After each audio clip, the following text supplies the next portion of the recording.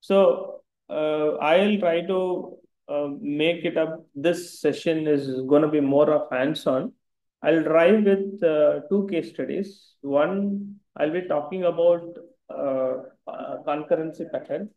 Okay, we'll understand concurrency pattern and how it is adapted in the industry and how it has been applied in the real-time case study which we have actually worked on. Second thing, we'll also talk about worker pull and fan-in pattern. So I'll be just demonstrating you both the examples of code ones, so which would basically give you an understanding in a very specific way. So before we get into understanding both the patterns in real-time use cases, okay.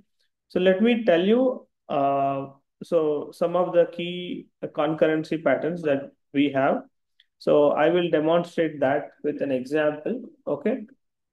So let me go here, create a Go file. Okay. So for someone who is beginner at concurrency pattern, Avinash and Hitesh, have you worked with concurrency pattern? Uh, I'll need to understand what is concurrency pattern, but we have used concurrency in Okay. Python as well as other languages. Okay. Okay. Hitesh, have you worked with?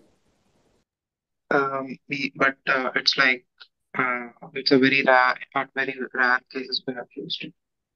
No, you have worked on it? Yeah. Yeah, I mean like I've worked on a few repositories which has that pattern, but Hmm. not exactly on the concurrency patterns.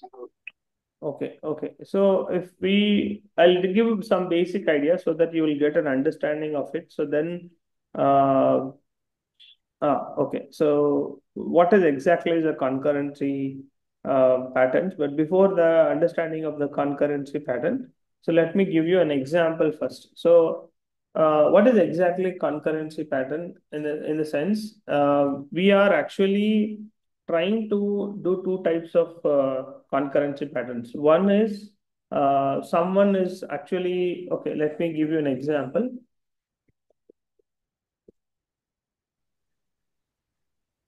Okay. So what's in? I will create a package main. As we know, package main is the entry point of your Go now. So then I'll basically write a function. Okay, and I will make this function. I'll be demonstrating more with uh, okay trading because which we have applied in trading. Okay. Okay. So we will try to understand with trading example. Okay. So in trading, I will give you an example of, okay, suppose I have, first let me write down, I'll have a structure. Okay. I have a structure, the type structure I have. In this structure, the structure will basically, this is all about trading one, which we do it. Okay. So let me demonstrate with trading example. Okay. So in the trading, basically we will have something like orders. Okay. So we'll have some orders about the trading. Will if someone is one, it's a trading order. Someone is want to buy or sell a trading. So that information is I'll be having. So like I'll have okay, I'll be having something like uh, 1 second. Why is this? Okay, maybe you can see here. I have inside this order, I have something called ID, which is integer. I have something called as type, which is string. Okay, A bit- and I'll have quantity, and which is also integer. And I do have something called price. And let me write down.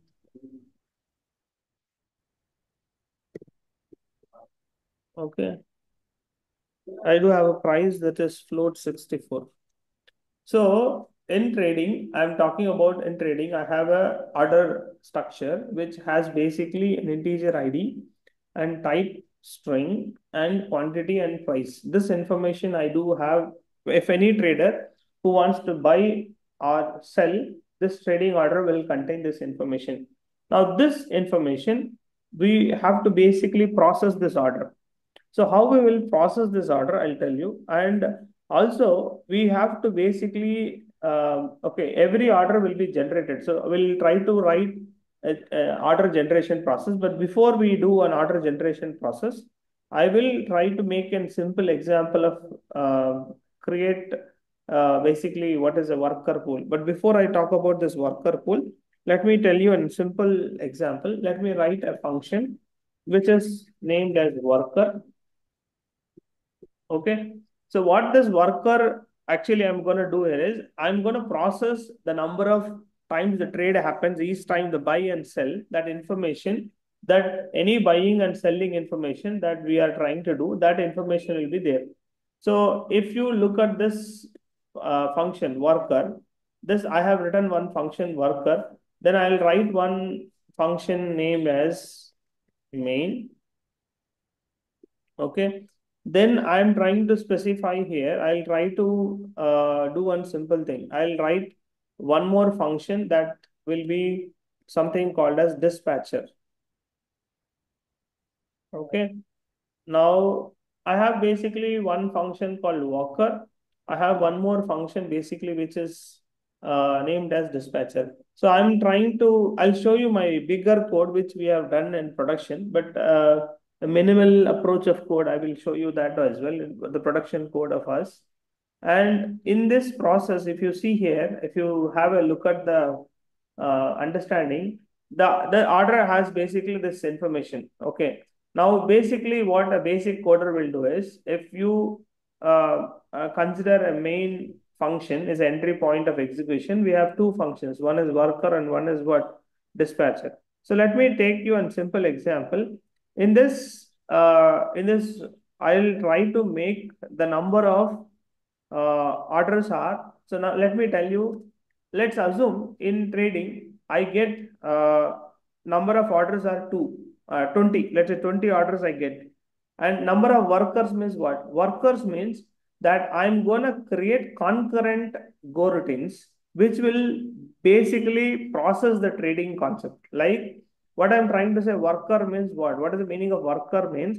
I will create same Goroutines, which will basically be concurrently executed. So let me give you an example of what is, I'll try to do it. Concurrent example is that, suppose let's say I have a number of workers. Okay, I'll give you a simple way to understand. Number of workers is 5. Okay, and number of orders I get is around 20. Let's assume I have declared two variables. One is worker, one is order. Okay. Now what I'll do here is I'll try to call this function dispatcher. Okay. In this dispatcher, I'm gonna pass the number of workers. Okay. So in the dispatcher, I can even pass this information. Otherwise, I'll do one thing. I'll pass the I can even pass the number of workers. I'll pass number of workers here. Okay, let me pass a number of workers here. So if I am passing this number of workers to this dispatcher function, what will dispatcher function do is it will receive this data, the number of orders here as well as an integer or something. Okay. And once it receives that here, so what will I do in this function is, so tell me normally what is the meaning of normal concurrency is that we basically try to create multiple Goroutines. That is what we do concurrency. Concurrency means we try to create multiple Goroutines. This Goroutines basically do some job of taking some kind of data that is event driven information that we will be basically processing it here. Okay. In this context, if you see here as a developer, number of workers is 5. Number of orders is 20. I'm calling dispatcher with number of workers. I receive this information. Sorry, I have to receive here number of workers. So I have to take here number of workers. The number of workers is 5. So yes. So now I will basically, what I do here is I have to basically create Okay, let me do it as an example. I will try to write a loop. Okay, for I is equal to 0, I less than equal to number of maybe I can say number of workers. Okay, and then I will basically do this loop. Now, if you look at this loop, I will specify why am I writing a loop? Let me tell you this why I'm doing this loop is the simple reason is that I would like to create for this number of workers are about 5. So for 5 workers, I will create a 5 Goroutines. I can create a 5 Goroutines. And this 5 Goroutines are going to process the stock buying or selling informations. So concurrently. So why it has to process it concurrently is that if it process concurrently, each order which we are trying to buy or sell, which will run execute as a parallel as a basically go routine. So how do I do that is simple. Yeah, I'll write a go and the name of this go routine is what? Worker, go keyword and the name of it is thing. And then I'll pass to this go routine one is basically the index of the loop actually. Okay. And the second thing, what should I pass is, so there is one important concept here that we have to understand basically here. So I'm trying to process this function as a go routine. And this function will basically take, this is a function that will take one integer ID.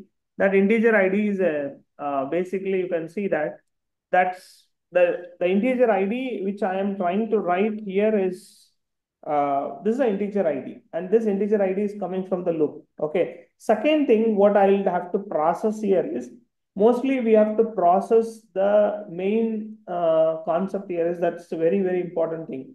Okay. The second thing I have to process here is a channel which I have to create. Why? Because this is very important. So keep this in your concept that I am trying to create basically a go routine. That's correct. This worker will become a go routine. But this go routine is basically depending upon what it has to notify or it has to read, it has to receive the information about this order, right? So I would like to again demonstrate this once again to give you clarity. I have written a main function. Sorry? Hello? Okay, I'll mute. If you have any questions, you can ask, please. Yeah. So any questions here? Yeah. So once again, I'm explaining. First, I'm writing a main function. Okay. And I'm writing the number of workers is 5.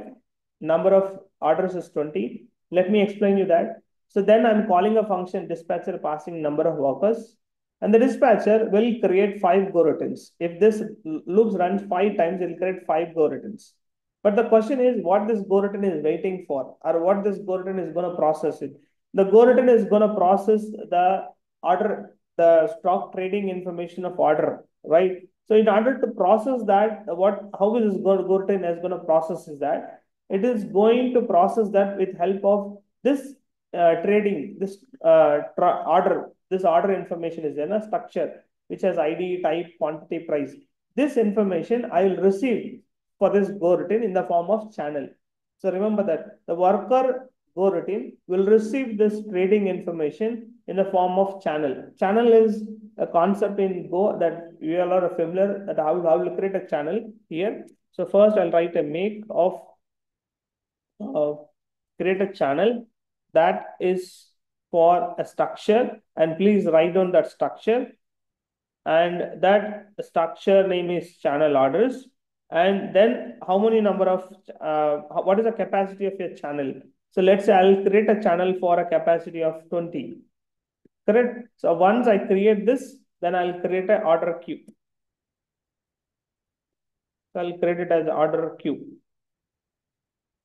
So it means now this go routine, every go routine is going to wait for this channel. And whenever it receives this message of this channel, it's going to process this concurrently. So that's why I have to pass this channel also order queue as well to this guy, to this dispatcher. And here the dispatcher will receive that as well here.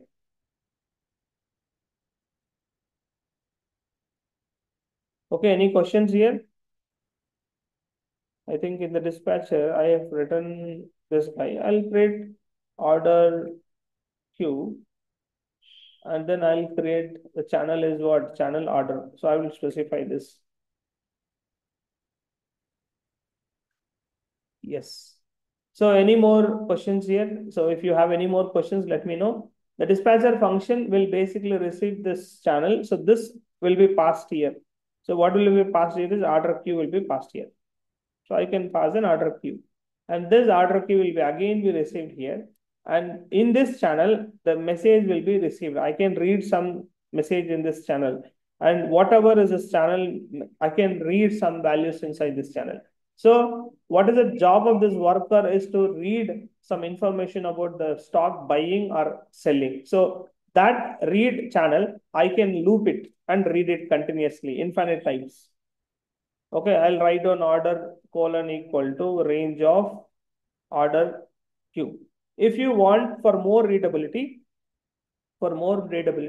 if you are going to only read this channel, so then you can do directions here, okay, using arrow channel, okay, and then that's the simplest way you can do it here, okay, and that you can also read this data from this channel, and I can process this to some other function as well, process order or something, but I can write one more function who will take this order. Okay, so I'll write down here a function name called as process order.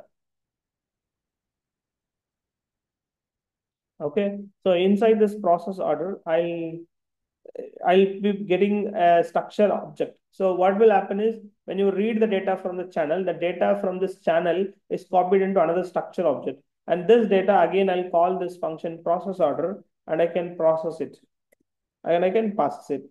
So if you see the flow of code of my requirement of this explanation, I'm explaining in a simple way, guys. Then I can demonstrate you a larger example. So then you will be able to understand. I'll say, oh, and structure name is order. So you can specify that here. So if you look at this whole idea of this code, it's a very good code of now. This is a best example that I can demonstrate in the easiest way of writing a flow of code. Any questions here, guys? Any questions here in understanding the demonstration of this example? Hello? Any questions? Yeah, no questions. Okay. So once again, I'll demonstrate it. So people who have joined a little late, so they'll be able to understand this. So I'll again tell you from simplest, explain it from very easy way of understanding a concurrency pattern, which you can do in a trading system implementation. This is a real-time example code. I'll demonstrate that as well. We have a number of workers, 5. What is number of worker means? I'm going to create 5 Goroutines. I'll be getting an orders of, let's assume 20 orders, and I want to process this 20 orders with help of a capacity of 20 orders storing capacity. I'm going to create a channel, and I will create a 5 Goroutines, which this 5 Goroutines will concurrently execute and process these orders. Okay. I'll call this dispatcher. Dispatcher is a function. I'll pass the number of workers and I'll pass the order queue. Okay. So it will go to this function dispatcher. This function dispatcher takes the number of workers 5 and the channel. So it will create, this is a loop, right? So this loop is running for 5 times, right? So it will create how many Goroutines? Means 5 Goroutines. And all the 5 Goroutines, it's gonna read this data from the same channel. That is, it means it's gonna read data from this channel called order queue. But if you observe here, there are 5 Goroutines, but the 5 Goroutines has a common channel. So this is very important. So the all the 5 Goroutines has got a common channel. So if you have 5 Goroutines, each Goroutine will have a common channel. So this is the whole idea of a worker pool. Worker pool idea is that creating multiple Goroutines, but that Goroutines would have a common channel. They will have a common channel and they will access that common channel. So that's very, very important.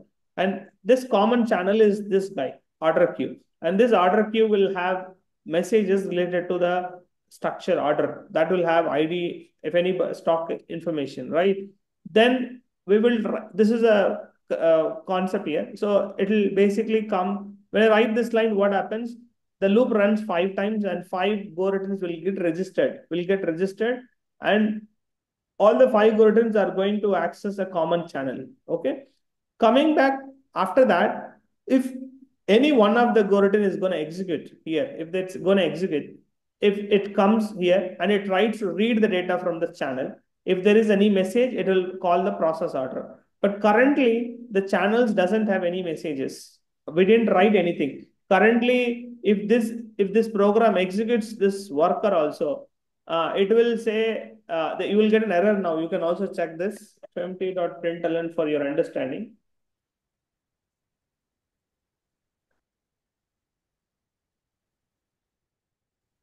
Okay, so if you look at this program, if I run this program, you can check this program. I'm trying to run this program where, if you see here, I'm creating, this is called as buffered channel. So that's very important. This is unbuffered channel, sorry, a buffered channel.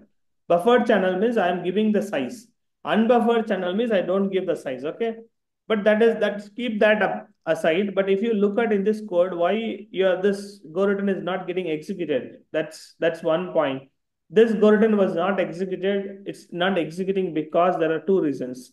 It's executing your dispatcher function. It's, if you want, you can see, I'll print here, this dispatcher.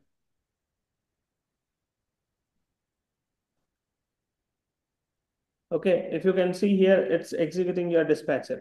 Okay, and it's executing dispatcher. It's executing. You can run this program. You can see it's executing hi dispatcher. It means this function I call dispatcher, hi dispatcher. It means this loop executed 5 times, 5 Goroutines are created. But why this Goroutine is not executed? It's simple reason, because you didn't write any data into the channel. Okay, if you write the data into the channel, they will execute that Goroutine. How to write data into that channel? So let me write the data into the channel with help of in a simple way. So I went into dispatcher and I created this. So let me write data into the channel. So how to write data? For writing this data, I will use something called generate orders. Okay, in this generate order, what is this? Now, why this generate order will do is the generate order will write the data into this channel. Whenever the 5 Goroutines are there to process each order, the generate order will process each of them very faster. So this generate orders, let's say I have generate order which takes the, you can take here, I'll take here, one is the order, that is the channel. So that's, I'll be passing here the channel part. Second is the number of orders. So what is the number of orders? It's 20. So you can pass this to generate orders, and you can write this function generate orders. In this generate order function, okay, so this generate order function takes the order queue and the number of orders. So I'll again declare this guy here. Order queue is again here a channel order that is there. And I'll declare that here. Then I'll have to pass number of orders. Number of orders is again, I can declare here as integer something. Okay. Now further in this example, after that as well, after this, what will I do is I have the number of orders 20. So 20 times I can write data into the channel. 20 times I can write, and 20 times if I am writing 20 times, the 5 Goroutines will execute parallelly and process this orders. I can even do that. Okay. Getting it, guys? Okay, so I can hard code it as well, but I'll not, I'll write down like this. I'll write down I colon equal to what?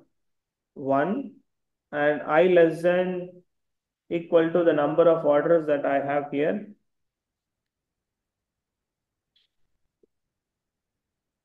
Okay, and in this loop, I will write, this is inside this, I'll create an object to a structure that is your order, this guy.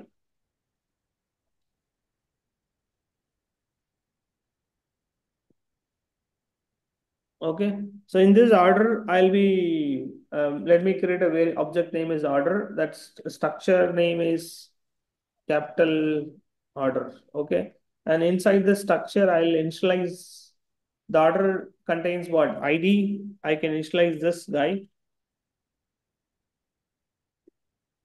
ID, and maybe you can take this attributes. So you can initialize every time ID. What do you want to initialize it here? So maybe ID I'll initialize with I, whatever it is. Then I'll initialize type. Type quantity is I can initialize. I can use a random package and initialize it as well. And price also I can initialize a random value from the float as well. So if you want to initialize anything from random, so let me write. I'll use a package called random dot. Okay, this random, it will generate a random value. So I'll write int 10. This returns you integer, whatever you pass in this thing. Okay, let me tell you a random value with 100. Okay, or let's say I'll pass something, no, stock, right? So you put it something 1000 or something. So it'll take you a random value from in this 1000. I'll add that value, whatever it comes is integer, but I want to assign the float. So I'll typecast here. So I'll write down here float 64, and inside this I'll typecast. Okay. So inside this, if a typecast, what happens is this float 64 will be there. And here also I use quantity random dot integer.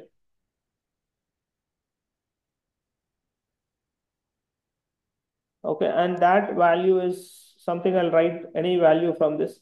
The quantity, the number of stocks people are buying is this. Anything from that, I'll put that.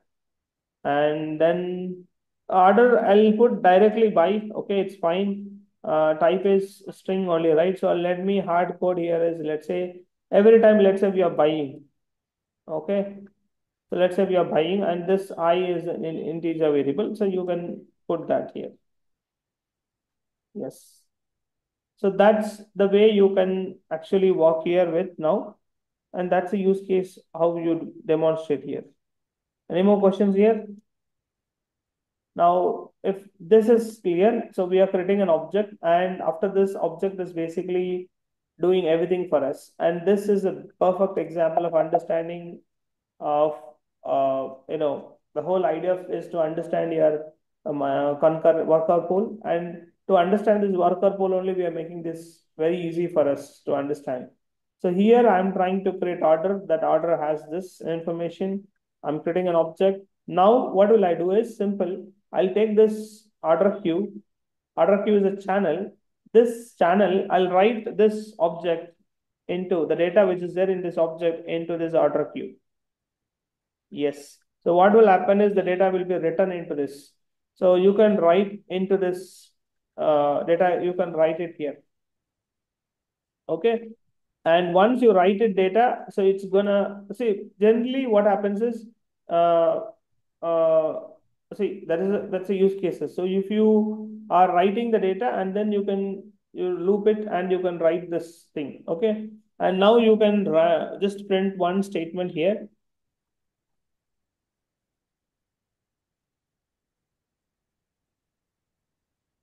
Okay, hi generate orders. And look at it, my code now. So you observe there, but still what happened is it came here and write hi generate order, and it's actually writing, actually writing how many times means it's writing around 20 times, it's splitting an object and writing into the channel. But why is my channels not executing? So my Goroutine is what? Hi worker, it's still not executing. What should we do to execute that? So there are two ways to execute that. One is you close your channel.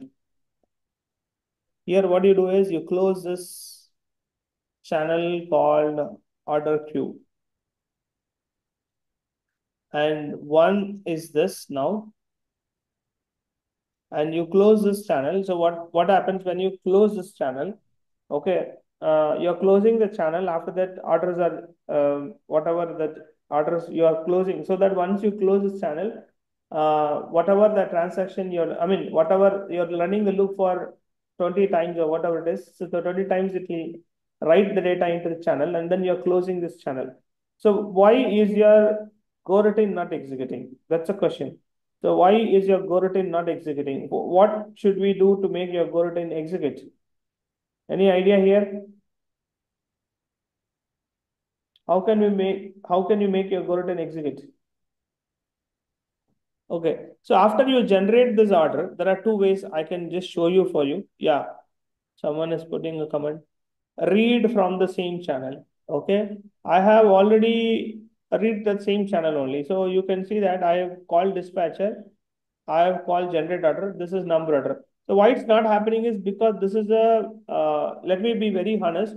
If this was, I directly put this guy.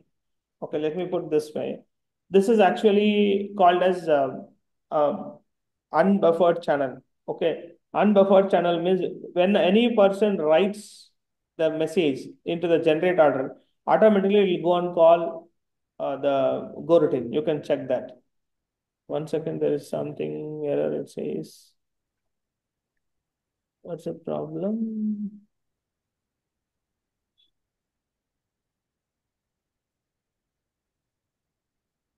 One second.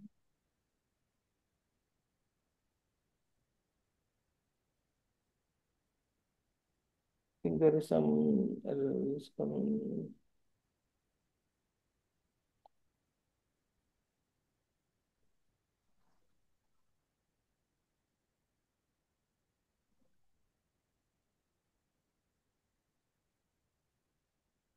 After generation be before consumption. No, maybe I am doing that this way because first let's create the worker part, then I'm doing the generate order part.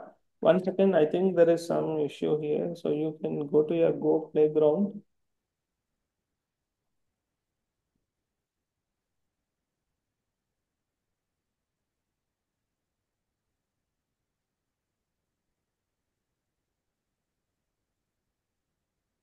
Okay, it's working perfect now. In this case, I think there is some issue with my guy. What I know. Okay, so you can see this case. So you can see in this case, I just put it as what I have put it as a channel. So if you see what happens, it's calling here output if you observe. Okay, very happily you can see that. And we'll also change this. It's showing some loading. It's some error in my environment. 1 second. There is some, that's okay. We will fix that. So if you see here in this example, as we call first dispatcher. Dispatcher is basically creating 5 Goroutines, but it has a common channel to read message. So it's calling dispatcher and then it calls once that is done, then it will call generator. What is generator doing? A generator is writing one data into the channel. The moment it writes data into channel, it will go and call the other Goroutine, and the other Goroutine will read it. So hi worker, and it will call process order and prints this. Okay, so if you see this example, it is basically processing that's informations, but it is processing the information in the way your, I mean, the high worker is a Goroutine that there were 5 Goroutines and it's processing that and it is printing you that information of the processing channel information of this channels. So now you can, 1 second, you can read this in a better way as well. Yeah. So you can see that every time what happens, your processing of the first time it's printing high worker, it prints 1 Goroutine. It's now proper. Second time it's processing you 3. And if you want, you do one thing, you can see here, looped, maybe you print here, high generator code. I loop iteration, print it here, please. And then have a look at this. And this also works. Why? Because this is actually, you can see that first time there's a loop iteration, it went to high worker. You may get a question. It's actually coming here. If you see there first, it'll come to high dispatcher. Hi dispatcher creates your 5 Goroutines. After that, completion of this hi dispatcher, if you want, you can have one more line of code here saying that hi dispatcher end, so that you will have a lot of clarity. And hi generator order end also you can add it here. Okay, so then that's a fundamental here. Okay, so you can have this very simple. Okay, so let's see here. You can see this program now. Yeah. So now see the flow. First channel is created. This is all common. I'll go to dispatcher. Dispatcher will start, okay, and create 5 Goroutines as I said. It will not execute, it will register them. Then it will complete the execution of this function, hi dispatcher end. Then it goes to generator. It will come to hi generator. From once it comes to hi generator here, it will loop from here, starting from 1 till the order. It will print you one time. And once this data is written into the channel, what will happen in this example? It will, once you write data into channel, when you write into channel, automatically it will execute the other Go routines.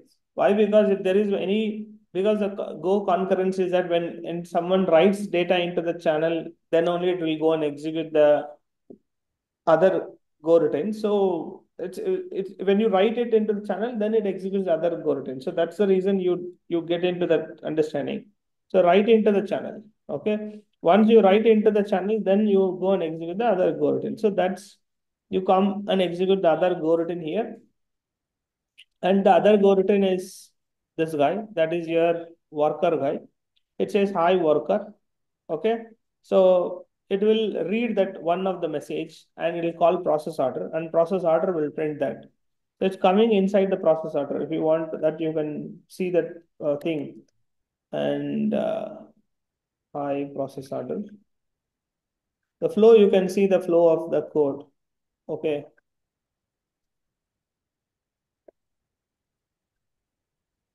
So after this, you can, so that is one thing. After this, you can say end of this. This is gonna, you can, see something end of worker. End of worker will not happen now because each of the Go routine, it's going to read, it is going to keep on reading them. These Go routines are working concurrently. It means what? This Go routine is never going to stop. The Go routine job is to read one message and then again wait. Again read one message, again wait. Means what? These Goroutines are never going to stop. Yeah, race condition we will do here. In this case, we have to add our, weight group, or you can add the mutex concept here in this case as well. Definitely race conditions might happen here. So we have to take care of that as well here. So that we will add that code. I didn't add that code. We'll further add that as well. So here, infinite reading messages, it will wait for each time, and that's the reason it will do that. Okay. And then end of the worker, you can see it may happen at the last sometime. It's going to happen, but it's going to happen somewhere at the last. End of the worker, no, end of the worker is going to be like, it's going to be, I think after you write each of them processing. So it's not going to be like that. End of the worker. End of the worker is, in my case, it's going to be different cases. Uh, Yeah, definitely that would be there. We'll also talk about that consumptions as well. So this is an example, and if you see this example, so you can see how the loop is working, how they are concurrently executing, and how they are processing it. So you can see the data's consumptions happening here as well. So that's happening here as well. And see, moreover, if you see my production code, we can improvise this code because your basics are, if you are a beginner level of understanding of someone who has been already having here very good understanding, then that is a different level. Okay. So 1 second. Okay. So if you have a look at this idea, uh, I will have you this example in GitHub, no worries. Okay. I will show you, I can show you complex production code, but I'll show you one of a simple production code. So one second. Simple production code is this trader working example. If you see in this example, uh, we are writing a trade structure which will have ID, symbol, quantity, price, and trade type, buy and sell. Okay. Then I have a worker pool structure that is which is having in this I will basically do a proper code. So what will I do is inside this worker pool structure I'll create a this trade channel. The trade channel is basically this. I'll create an channel object inside the structure. Okay, then I'll create a worker count, how many number of workers. You can, this is like production code. That what I wrote is a simple code. Definitely the flow of code will differ. And then I'll use a wait group here. Okay. And then I will basically create how many number of worker pool you want. I'll create a structure object which has worker pool that will have I'll create a channel trade, and then I'm creating in this case also it's unbuffered channel, and then I'm having a worker count I can pass, and then I'm getting a white group object here. Okay. Then if you see here in the start method of the worker pool structure object, I will I'll loop this based on the worker count. If you pass worker count is, let's say 5 in my case example, then I'll be looping this and I'll be adding this method wg.add of something. I'll be adding this wait group concept here to make this Goroutine until this Goroutine completes. I'll wait for that. That's the process we are adding here. So this is to how to create number of Goroutines. That's the process here. But to process this message, you see my previous production, that is not a production code, but this is a production code. In the previous code, I was not doing this concept. I was doing it with functions. But now in the production code, in the method, I will try to read the data from the trade channel. Trade channel is nothing but that channel. If I read that, I'll call a process trade. And the process trade will basically do something. You can print something here. And I'll write the stop method to close the channel. Okay. But here, if you see in this example, it's a simple code, more of demonstration. Um, so you can, so maybe you can still more of use these demonstrations in this case. So now I am in this main function, I am writing work count as 5. I'm creating a worker pool which has a worker count. I'll do this approach of processing. So this is another way you can do here. I think some environment issues will set up that. So this way we are basically doing it in the real time. So maybe when you are you can put in a comment if you have worked on any concurrency patterns. I think 8 members are here. If you have used your concurrency pattern, so what was your main challenges? What did you face? If you have anything you faced it, you can also put it in the chat box. Or what was it? See, mostly you will come across, one is you'll have main issues with the closing of the channel will be there problem. Second thing is Goroutine leaks will happen. Then third one, as someone was mentioning that CPUs consumption will be there, but that is we can also take care of that by doing a proper, basically you have to make sure that how you want to read the data from the channel. I mean, see, in my code, I am trying to say an infinite loop and reading it. Maybe you have to use more of context here because see, I didn't use any context here. I mean to tell you have to use a context which is a context package which is used to process it or wait for some times and do it. So there are many complications that you will see in the real time if you are implementing a worker pool in the production cases.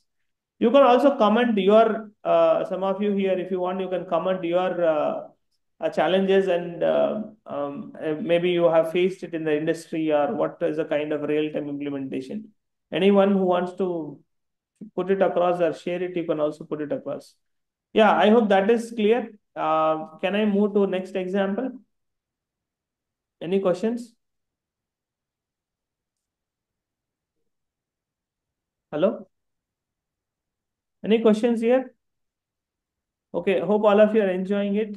Yeah. Thanks for your thing. Okay, let's now move on to the next example, next case study. I'll talk about one more person is called fan-in pattern. So maybe I'll also demonstrate how do we use it and where do we use it. I will give you an example in the real-time industry only. See, for example, we have a video. I'll give an example. Suppose you have a streaming applications. Let's assume the streaming application can be a Zoom application kind of thing, or you can anything. It is a streaming application. The streaming application can be anything. Okay. In that streaming application, let's say your source is actually it is taking the video from a camera, or it is something is happening. So source will have one information that it has an ID and it has a frame to which it's taking some information of video. The video frame will contain some source ID and frame ID and some content, some link of that video will be there. Now, using this information, so let me tell you, let's assume you imagine your streaming application where let's assume I'll give you one simple example. Let's assume in Zoom, you are seeing a lot of participants when you are seeing them a live meeting where you connect all the people faces you are seeing at a time and all the people frames of the data. I have to fetch it and show it to them in one screen, right? If you imagine such kind of complicated scenarios or something that we will stream the video frames of multiple sources that's coming, and then we will merge them into one particular channel. So what is the fan-in pattern means? You are trying to implement such kind of scenarios. Maybe I will give you one demonstration here. One second. Yeah, so maybe you can see there. So it merges multiple video streams into one single channel. So you are creating a function which takes multiple video frames channel, and it will create one more channel and get the data from some of them from them and copy into them. That is what actually it will do. It will try to read the data from one channel and copy them into another channel. But it is going to merge not from one channel, it's going to merge from multiple channels. So these applications are harder to implement, but we will have example. I'll tell you one more example you can use it is in real-time scenarios like maybe you can take a complicated scenario. Maybe okay, that works for you, but let's do one simple uh, um, just demonstration here. One second. So I think I have written one more thing. Yeah. So you can see here, I have written the number of frames each source will provide is 5. Okay. So I'm creating a channel for each video source. 3 channels I'm creating. Okay. Then I will have one source ID and frame will be a frame count. The frame count, I'll have something 5 or something. Okay. And then I'm creating a 3 video count channel. Okay. Then further, what I'm doing here is, give me one second.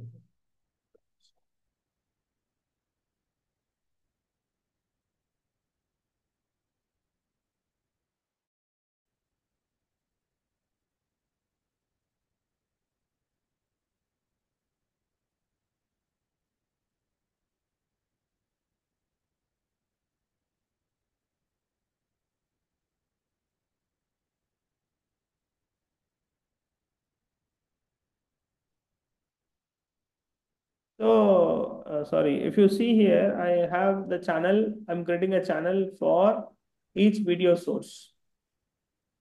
Okay. So I'm trying to now create a source structure object for each frame.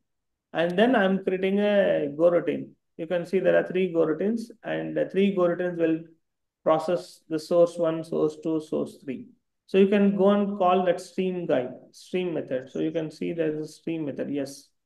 This stream method will basically be called, and what the stream method will do is it will take this information and create one more video frame structure object and copy this into another. I mean, it is basically nothing. It's if you are asking me here, it is you are actually creating the channel here. You are creating the channel here, and when you pass this channel into this channel, this data will be processed. So you can absolutely tell this you are trying to do this, you're processing that information into the channel only, you're copying it ultimately into that only. So you can see that the stream is being called, and it will create a video frame object that contains this information, and it gets copied into the channel itself. But here it is going to read that information, which is it's going to be reading it here with help of fanin. It will process it by taking 3 channels. So you can see that I will call fanin and I'll pass what? Source 1, source 2, source 3. I'll be passing all the 3 of the channels, channels. That time, what happens to the fanin pattern? Fanin will receive all the 3 channels and create one more. Basically, it creates one more channel, and it will read the data from these channels and copy into that channel. That is what it is, the fan-in thing. And finally, you can, I mean, do that kind of things. That is how you want to do it. You can accordingly implement that. Yes, any question here? And maybe if you are seeing it, you are reading that data from this sources and creating this as a Goroutine, and this Goroutine will write into this. Actually, this is an output function, okay? And this function, this will be written into this output function, okay? And that is what happens here when you are writing it into that function, and we are closing that channel as well, end of the things. Yeah, any questions in this example? So maybe if you want, I can run through this example.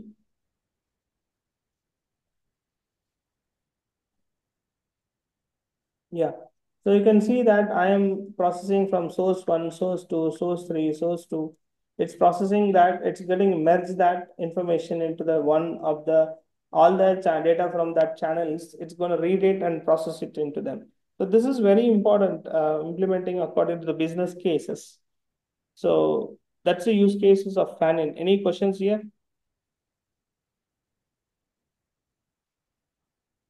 Any questions here, guys?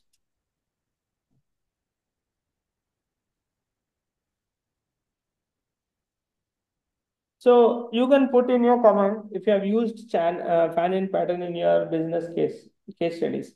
I'll give you one example of business case study of fan-in pattern. So let's imagine you are working with platforms like okay, streaming platforms. Not only this streaming platforms, it can be any kind of streaming applications. I am telling because I'm confident with working with streaming applications, so which we have worked on. So in the streaming applications, we use most of the times fan-in pattern, and also we use sometimes pipeline patterns as well. Okay, and so it depends. I'll tell you because when you're sometimes what happens, I'll tell you. Sometimes what happens, the video quality example I'm telling. Suppose you have a video quality to be set, and you want to read that set of video frames from a server, and if you want to process them into different video quality, then what happens, already some source frames will be read from about that video qualities, and it will give you again. If you change the video quality again, it will again take it to different sources and merge it. So the sources will come into that different contexts. Yes. So pipeline pattern is different. So a pipeline pattern is all about, it's gonna be you are going to take pipeline pattern in different use cases. So I'll give you an example of pipeline pattern. So pipeline pattern I'll give you So maybe you can take used in, okay, I'll give you an example is in the, uh, uh, see, maybe I'm giving you use cases in two ways. Example is I can go with the fintech applications. There will be some transactions happening. Okay. And for when there is a transaction happening, any transaction is happening, that they want to check the transaction with the fraud detection. Then after fraud detection, they want to analyze it, and then they want to do some risk scoring and notification. So it depends. See, maybe I am telling you an example of this is that because see, each transaction when you do in fintech or banking applications, na, they use maximum pipeline pattern. So depends upon the business case study and depending upon the microservices that they're implementing. I'm telling it because I remember it. There was a transaction processing. They were doing it after transaction processing. They want to identify the transaction with the help of a fraud detection. And if there is any fraud detection, they'll receive that information. They'll fetch the transaction, analyze that pattern, then they'll do risk scoring, and then they'll notify the transactions. Even that they were doing it. So it depends upon the use cases, where you are using and how you are using it. Okay. In this example, to use a pipeline pattern, it depends. As I said you, in this case, if you want to use a pipeline pattern, I would say that it depends. See, pipeline pattern means you are having one separate format of data which you are getting, and that data you are, after processing your business logic, you are trying to give it to another service. Let's assume two different microservices. In such scenarios, you can implement it. And here, what happens is, it's not going to be fan-in pattern. Is imagine that there is only one server and one particular application you are interacting with, and that application itself is giving data, video formats in different orders of packets is coming. Then you can use it here, but that is a different way because we are doing in a different processing use cases. But in data is going to change, but in this case, data is going to be same, right? So the event information is processed is more or less similar, right? So that is where you can use cases it. Okay. Yeah. Any more questions? I'm done with the day. Any more questions if you have?